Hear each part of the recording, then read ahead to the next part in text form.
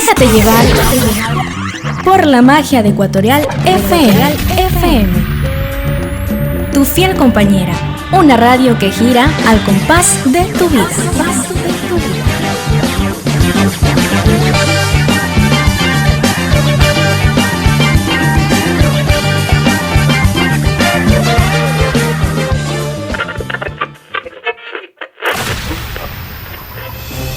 Hola, soy Cristian Salinas. Te invito este y todos los lunes a las 9 de la mañana al programa Argumentos. Tenemos la responsabilidad de sacar nuestro país juntos adelante. No lo defraudaré. Nosotros lo representamos a ellos. Argumentos. Con las voces de los personajes que protagonizan los hechos históricos de Ecuador y del mundo. Argumentos. Aquí, en Ecuatorial FM, la radio del Paralelo Cero. Te esperamos.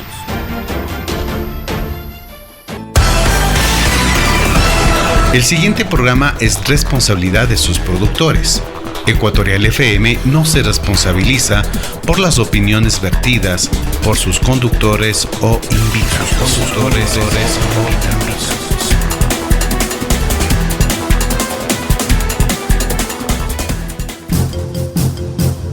Ecuatorial FM presenta.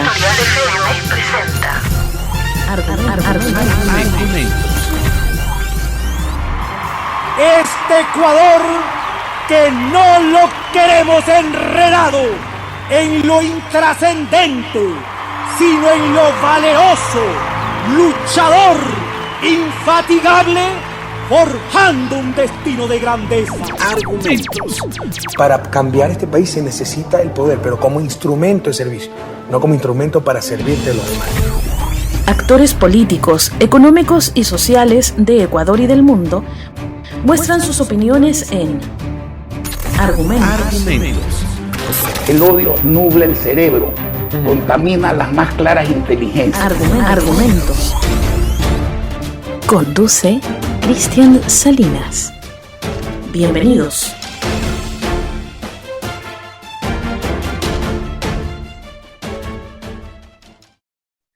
Muy buenos días, muy buenas tardes, muy buenas noches, internautas de Ecuador y del mundo. Bienvenidos una vez más al programa Argumentos, que nace y su línea editorial está fundamentada en la libre expresión de nuestros invitados y obviamente de la propia nuestra.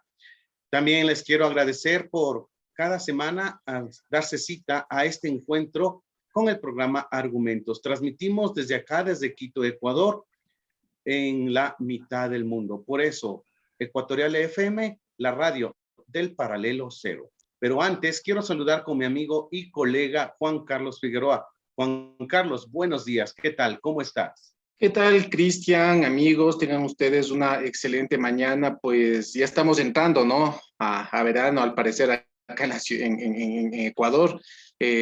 Ya hemos tenido algunos días con espléndidos soles y pues ya el clima va mejorando acá en la ciudad de Quito ostensiblemente, ¿no? Pues con atardeceres hermosos, con esos paisajes que son características precisamente de nuestro país. Entonces, pues a disfrutar de estos días, ya dentro del verano, y entremos de lleno a lo que nos atañe, estimado Cris. En este momento vamos a dialogar con Carlos Viteri. Él es un dirigente indígena de vieja data con el que vamos a dialogar justamente sobre esta, no sé si llamarle evolución o involución de la cosmovisión indígena en el aspecto político, ¿no? El comportamiento del movimiento Pachacuti, que viene a ser el brazo político de la CONAIE. Así que, Juan Carlos, ¿qué tal si haces la presentación de nuestro primer invitado, en este caso de Carlos Viteri? Así es, amigos, así es, Cris. También aprovecho y me olvidé de mandarle nuestro saludo a quien hace posible también este programa, la transmisión, a nuestros compañeros que hacen posible que esta transmisión llegue a todos nuestras cibernautas. Pues bien, tenemos a Carlos Viteri Hualinga, quien es antropólogo, miembro del pueblo quichua amazónico de Sarayacu, defensor de los derechos de las nacionalidades y pueblos originarios de Ecuador y Abya Yala, autodeterminación de los pueblos, la justicia, igualdad social y los derechos de la naturaleza. Impulsó la creación de las organizaciones de las nacionalidades y pueblos originarios de la Amazonía y el país. Desde 1993 propone y promueve el Summa Causae, vida en abundancia y armonía entre los pueblos y con la naturaleza, como paradigma alternativo a la ideología del desarrollo capitalista. Es impulsor del Estado plurinacional ecuatoriano entre 2002 y 2009. Trabajó en el Banco Interamericano de Desarrollo como especialista en desarrollo social y pueblos indígenas. Fue ministro de Estado como secretario del Instituto para el Ecodesarrollo Regional Amazónico ECORAE. En 2015 fue nominado como uno de los 50 intelectuales más influyentes de Iberoamérica por la revista Global. Fue legislador también nacional entre el 2003 y 2017 y reelecto en 2017 al 2021. Ha publicado artículos, editoriales y ensayos en periódicos, revistas y textos, y ha sido expositor en seminarios, congresos, foros, talleres y conversatorios. Actualmente reside en la Ciudad de México como exiliado político. Bienvenido, exasambleísta. Un gusto que usted nos acompañe y desde allá, desde la Ciudad de México, desde un pueblo hermano. Hola, Cristian, qué gusto. También un saludo cordial a Juan Carlos. Muchas gracias por la invitación. Es un honor participar a través de Plataforma Digital Ecuatorial en este diálogo. Alipunja, Tucuiguna, Yaquixcayuna, Ecuador. Qué gusto estar aquí con ustedes. Un fraterno saludo a todos y a todas a la distancia. Muchas gracias por esta invitación.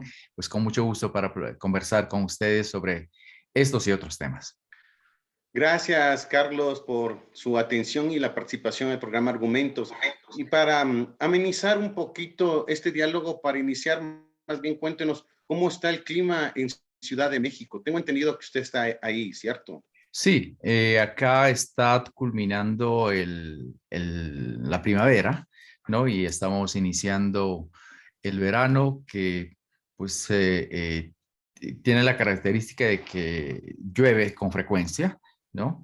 Estos días efectivamente ha sido ha estado variado el clima, pero la temperatura llega a tranquilamente 25, 30 grados y es un clima agradable, bastante parecido al de Quito, ¿no? Todos pronostican de que tendremos un verano intenso, caluroso, eso será en julio, agosto, ¿no? Pero todo muy agradable por acá en términos del clima, ¿no? Ok, bueno, sí, me han comentado que el clima es muy parecido al de Quito, aunque un poquito más caluroso que Quito, pero bueno. Iniciemos este diálogo. Bueno, usted es uno de los, entre tantos líderes del sector indígena, especialmente de la Amazonía, usted es uno de los que creó justamente las organizaciones en la Amazonía. En esa época, ¿cuál era el ideal? Porque vamos un poquito contando la historia para ir entendiendo qué es lo que ha pasado ahora con el movimiento indígena. Entonces, quiero que nos cuente a nosotros y a la audiencia cómo evolucionó la organización social desde el sector indígena y cuál era el ideal de esas organizaciones sociales. Muchas gracias, Cristian, por tu pregunta. Efectivamente, cuando me planteaste esta pregunta, puse a revisar algunos temas y a reflexionar, ¿no? Sobre el tema de la evolución o involución de la cosmovisión. Quisiera partir de aquello que es la cosmovisión, ¿no? La cosmovisión de un pueblo es la información colectiva que posee un pueblo y que le permite interpretar, le permite la forma de entender, de percibir y de relacionarse con el mundo, con el cosmos, con el universo, ¿no? Entonces, y al mismo tiempo es la forma de entender y de interactuar con la naturaleza, ¿no? También la cosmovisión pues establece valores fundamentales y sobre todo establece el rol de las personas, el rol del individuo y el rol de la comunidad en ese mundo, su función, ¿no? Por lo tanto, es una base fundamental de la identidad de los pueblos. En ese sentido, a mí me parece que lo que constatamos no tanto es la evolución o involución de la cosmovisión, ¿no? Sino más bien lo que constatamos es lo que yo le llamo fallas de origen en el proceso de los pueblos, ¿no? En donde cabe diferenciar el proceso, por un lado, de la organización de los pueblos, o lo que se ha dado por llamarse movimiento indígena, y el proceso del brazo político, ¿no? En este caso de Pachacutic.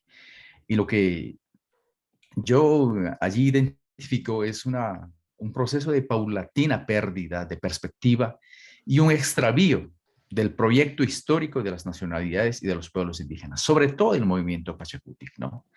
Entonces, y quiero referirme a esta falla de origen, ¿no?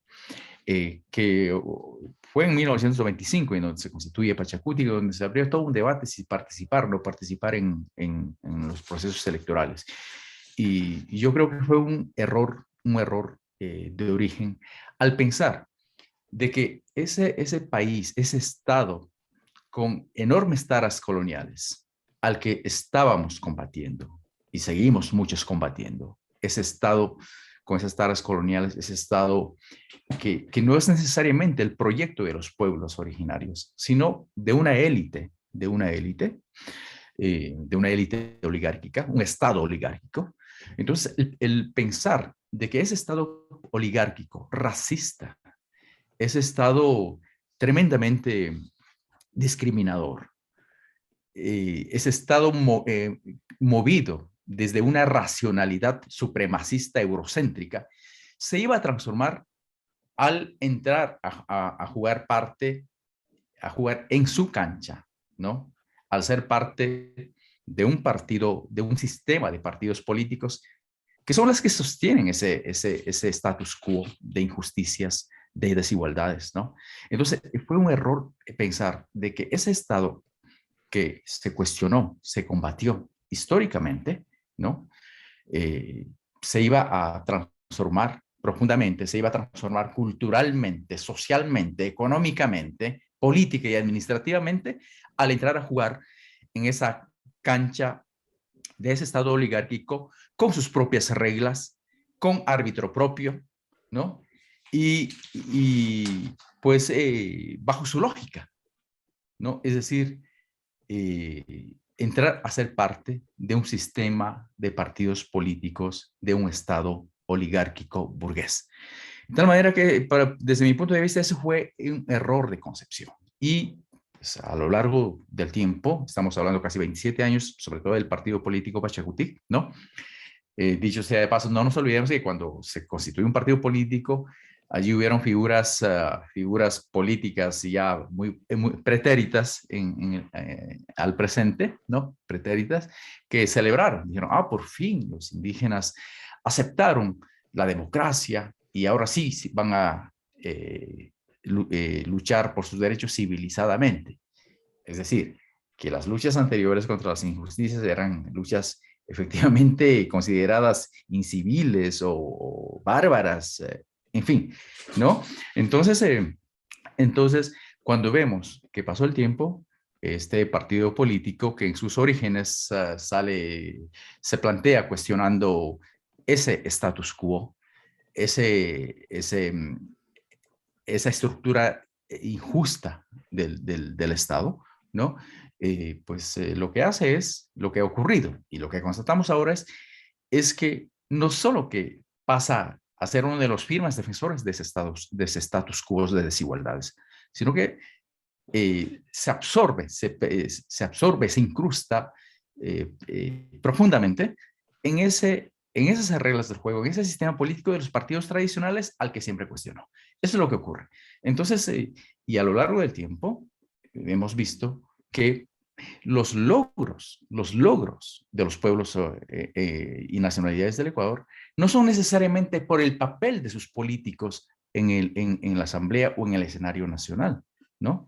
Sino como logros de sus luchas, de sus comunidades, ¿no? En luchas con medidas de hecho, con propuestas alternativas. Las mayores propuestas surgidas no son en el marco de los parlamentarios o diputados del partido Pachacuti para transformar el país, de ninguna manera. Son aquellas que han surgido desde los procesos organizativos. Eso hay que diferenciar con absoluta claridad.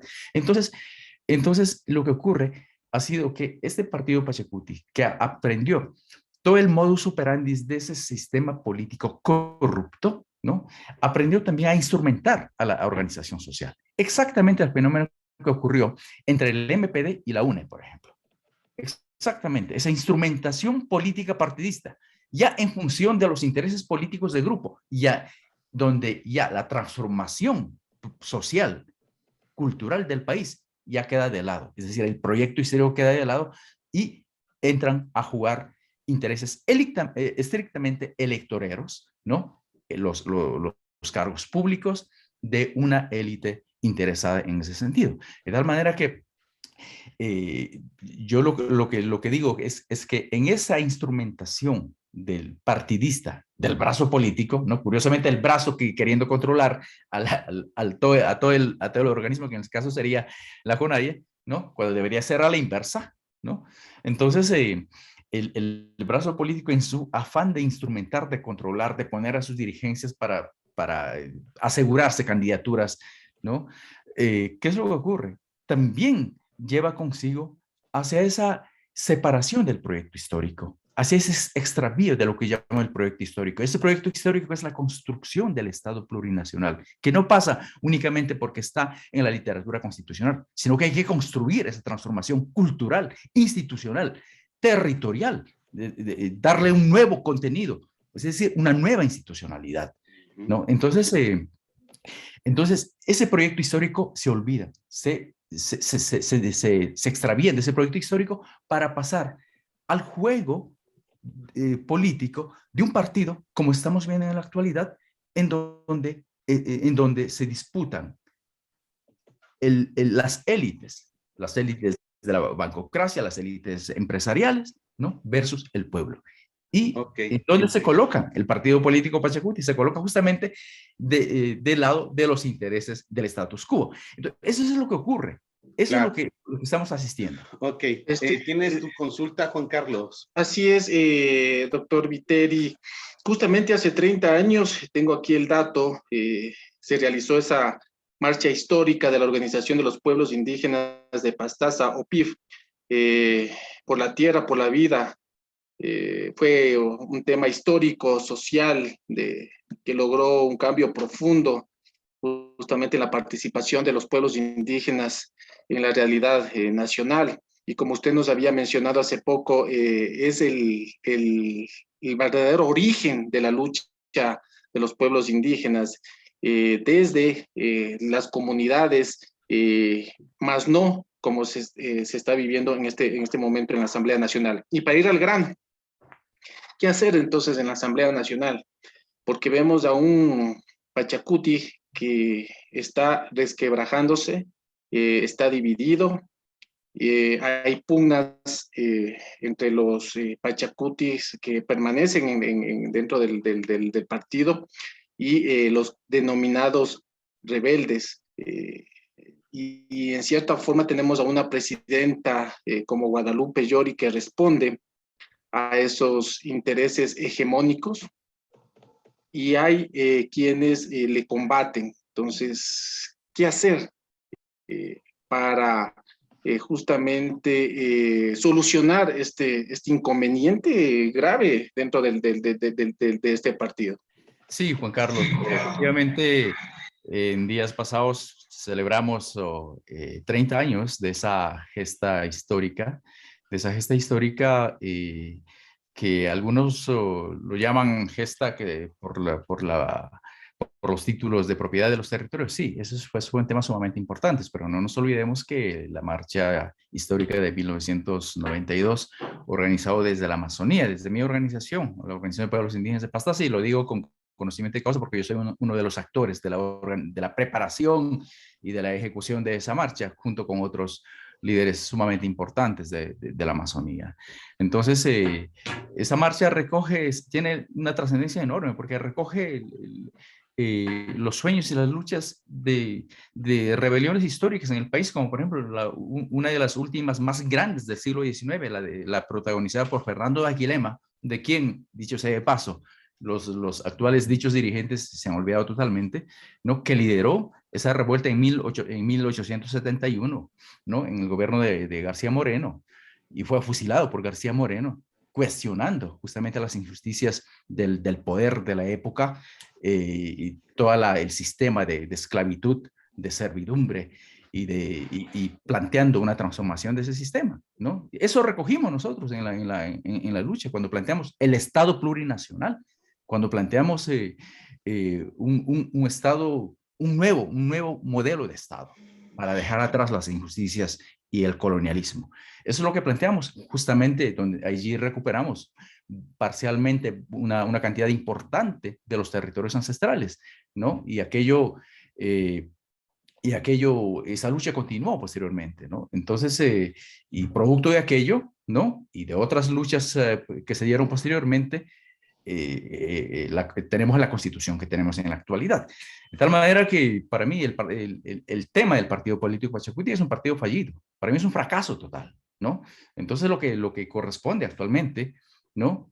Es a partir de las propias organizaciones replantear una verdadera agenda de transformación del país, la agenda de la construcción del verdadero Estado plurinacional, un país que ponga en práctica ese paradigma que también está recogido en la Constitución del 2008, que es el paradigma del summa causa, es decir, un país donde todos los ecuatorianos, en igualdad de condiciones, recuperemos nuestros derechos, un país de felicidad, un país sin pobreza, un país sin miseria y un país donde los pueblos, sin racismo, donde los pueblos originarios gocen plenamente de sus derechos. Es decir, estamos hablando de una patria nueva.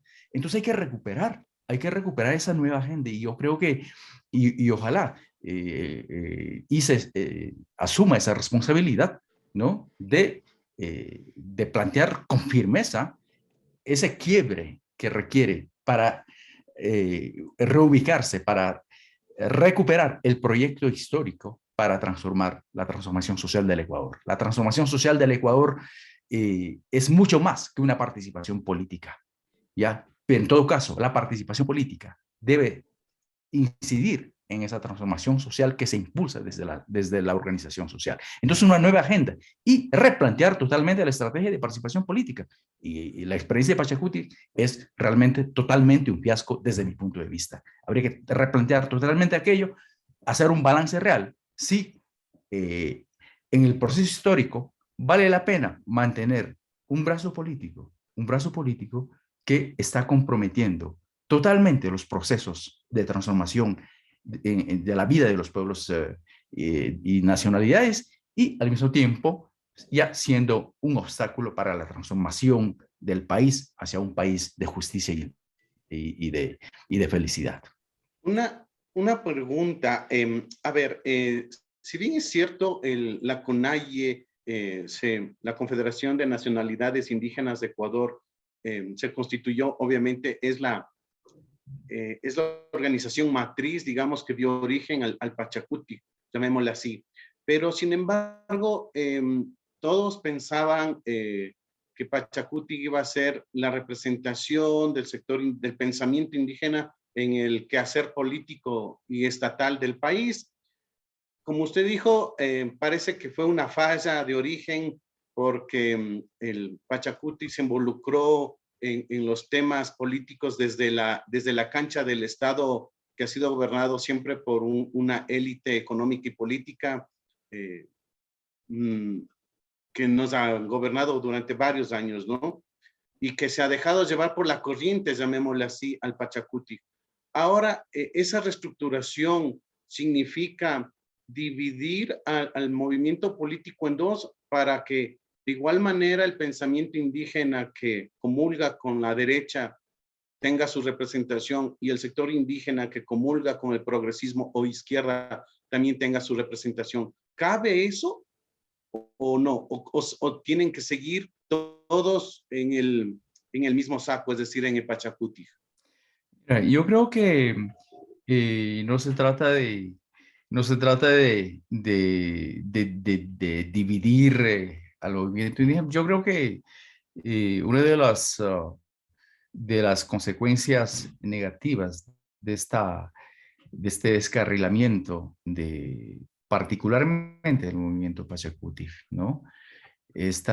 Y por otro lado, vaciamiento, por un lado de discurso, pero también este quedarse sin agenda por parte de la organización nacional, ¿no? Los responsables es el mismo movimiento Pachacuti, ¿no? Es el mismo movimiento Pachacuti el responsable de la atomización, de la confusión que existe en la actualidad, ¿no? Entonces, la responsabilidad allí, cabe señalar, no es únicamente interna, allí no entra únicamente un factor interno, entran factores externos, ¿no? Todos sabemos, porque en el ámbito político, que en el Ecuador de los últimos 30 años particularmente, la organización de los pueblos indígenas ha sido considerada una de las más importantes, sobre todo en la década de los 80, en la década de los 90, ¿ya? En ese sentido, la CONAIE evidentemente pasó a ser una estructura organizacional con enorme capacidad de convocatoria, con enorme capacidad de presión política y con fuerza transformadora, una transformación revolucionaria, ¿no? Y eso significó el temor de muchos sectores, obviamente de esos sectores que políticamente tienen una ciega fe en el mundo unipolar, tienen una ciega fe en el alineamiento servil, ¿no? Y sumiso a la estrategia política de Norteamérica. Entonces, allí hay también una injerencia de aquello, una injerencia en las organizaciones, una injerencia a través de actores de partidos políticos para controlar el proceso de las organizaciones y una injerencia que empezó hace muchos años. Eso nos demuestra, ¿no?, de que surjan figuras como Yacu Pérez, como Tibán, y así podemos enumerar algunos, ¿no?, como Quispe, que le hacen el juego, ¿no?, que son funcionales a un status quo, funcionales al discurso de la élite oligárquica empresarial que domina el escenario político y que pretende perpetuarse allí, ¿no? Entonces, obviamente, a esta idea de esa democracia de las élites conservadoras, no les interesa la transformación del país hacia un nuevo Estado, no les interesa, porque están en juego muchos intereses, entre ellos intereses sobre los recursos que están en los territorios de los pueblos originarios, ¿no? Y en esos intereses hablamos de intereses de élites no solo nacionales, sino transnacionales también. Entonces, para hablar de cierto tipo de intereses. Entonces, en ese sentido, pues, yo creo que solo las comunidades de los pueblos y nacionalidades es la que sale perdiendo en este ambiente de confusión, ¿no? En este ambiente de pensar de que el proceso organizacional iniciado en los 70, en los 80 en el país, ¿no? El proceso organizacional tenía como máximo objetivo la participación política a través de Pachacuti y de cargos públicos. Y eso no es así. La participación política, en último, es un medio para lograr transformaciones. Pero si no lo concebimos así, quedamos de administradores y de peones del Estado burgués. Entonces, en ese sentido, pues es muy importante que las nacionalidades desde sus propias comunidades replanteen su agenda histórica para recuperar ese proyecto histórico y en base a eso, allí replantear cómo va a ser la participación política, allí replantear qué tipo de ingeniería política, si cabe el término, qué tratamiento se puede dar con Pachacuti. Pero así como está, realmente los pueblos y nacionalidades en el país han dejado de ser esos actores de transformación, esa fuerza social movilizada para la lucha contra las injusticias. Y eso le conviene a las élites y le conviene a quienes quieren a Ecuador alineado a una estrategia geopolítica norteamericana. Vamos contigo, Juan Carlos. Sí, muy bien. Cuando ya son las 9:33, pues estamos ya finalizando esta entrevista con el doctor Viteri Hualinga, justamente hablando sobre esta crisis que hay en el movimiento Pachacuti. Habla sobre la necesidad, bueno, primero en el análisis mencionó que este partido es un partido actualmente un partido fallido y que hay la necesidad de replantear, ¿no? Desde las bases, y llama a Leonidas Issa, uno de los líderes, que sea justamente esta banderita para poder, o este farolito para poder encaminar a este partido nuevamente hacia esos orígenes de la lucha y de las movilizaciones sociales para la transformación, en este caso de las comunidades y del Estado ecuatoriano.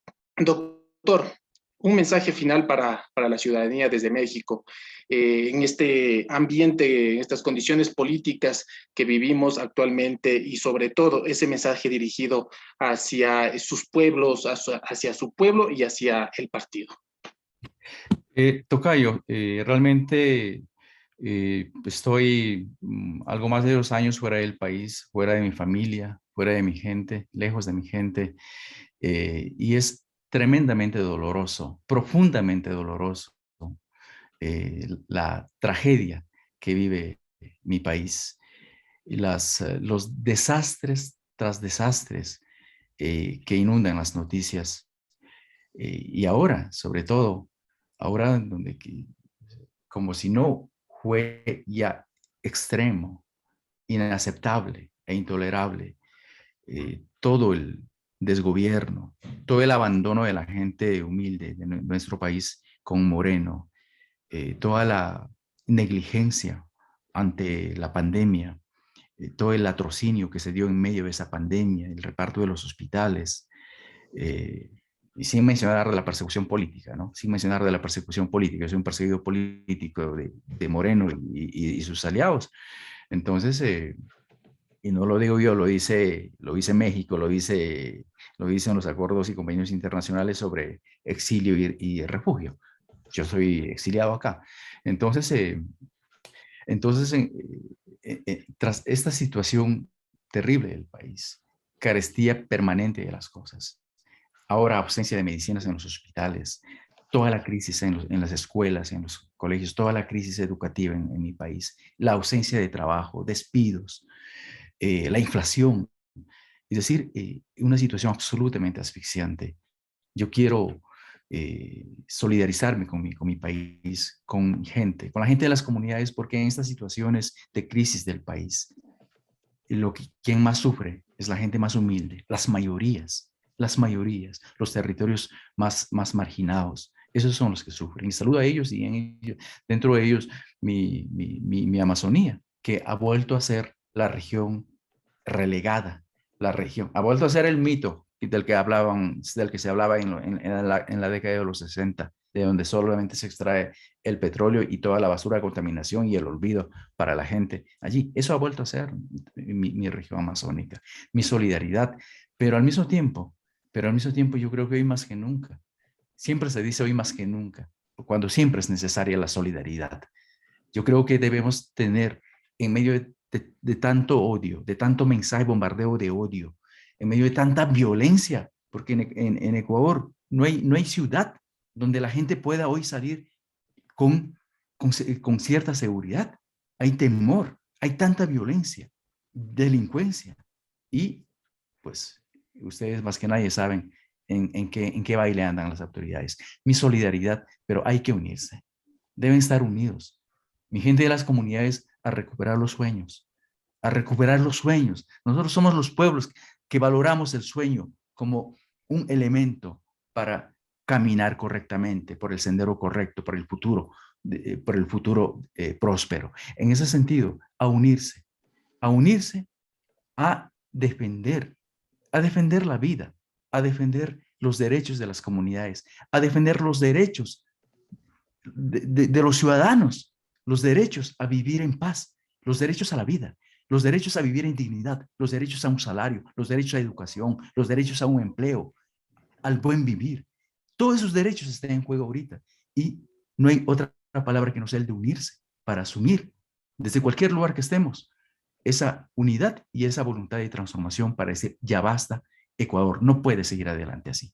Un fuerte abrazo a no perder la esperanza en esa transformación, pero de nosotros depende. Por ahí hay una iniciativa de revocatoria. Adelante, adelante, adelante. Carlos, no hay mal que dure 100 años, dicen por ahí. Carlos, justo para terminar este diálogo, quería hacerle esta consulta. Desde su perspectiva, desde su perspectiva, usted,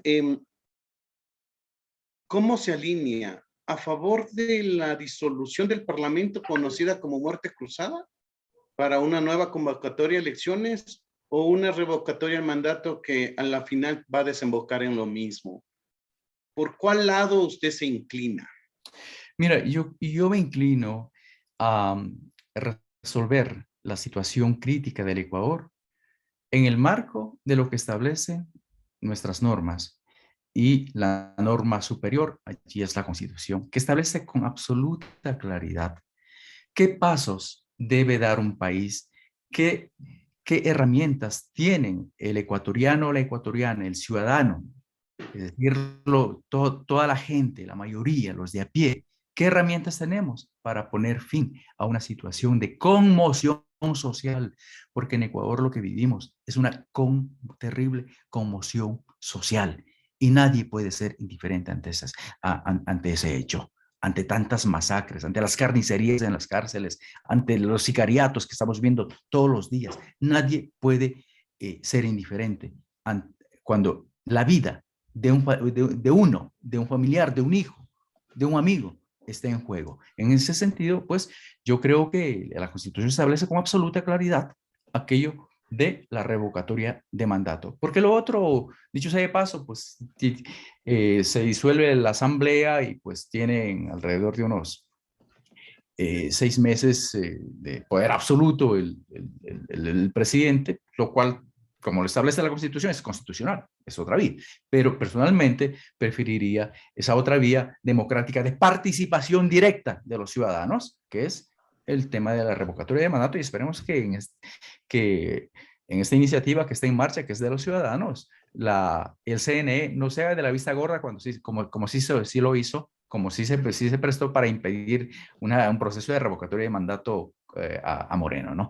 Entonces, en ese sentido, creo que ahorita, al punto en el que está en nuestro país, de profunda conmoción social, yo creo que la revocatoria, esta iniciativa de revocatoria de los ciudadanos, constituye un ideal movilizador. Adelante con eso, queridos hermanos y hermanas. Ok, gracias, antropólogo Carlos Viteri, del sector indígena de nuestro país. Un fuerte abrazo a la distancia y que vengan mejores días para todos los ecuatorianos que vivimos dentro y fuera del territorio. Un fuerte abrazo, antropólogo. Así sea, querido Cristian. Un abrazo a todos y a todas y muchas gracias también, tocayo. Un fuerte abrazo a la distancia a mi querido país. Juan Carlos. Sí, es despidiéndome y mandando un fuerte, caluroso abrazo al ex asambleísta y militante de la RC, el doctor Carlos Viteri Hualinga. Un abrazo caluroso hacia México, ¿no? Y pues recabando y recogiendo las palabras, que vengan días mejores para el país. Y hay que permanecer unidos, como le menciona. Ecuatorial FM presentó Argumentos. Este Ecuador que no lo queremos enredado en lo intrascendente, sino en lo valeroso, luchador, infatigable, forjando un destino de grandeza. Argumentos. Para cambiar este país se necesita el poder, pero como instrumento de servicio, no como instrumento para servir de los demás. Actores políticos, económicos y sociales de Ecuador y del mundo mostraron sus opiniones en Argumentos. El odio nubla el cerebro, contamina las más claras inteligencias. Argumentos. Estuvo con ustedes Cristian Salinas. Hasta la próxima semana.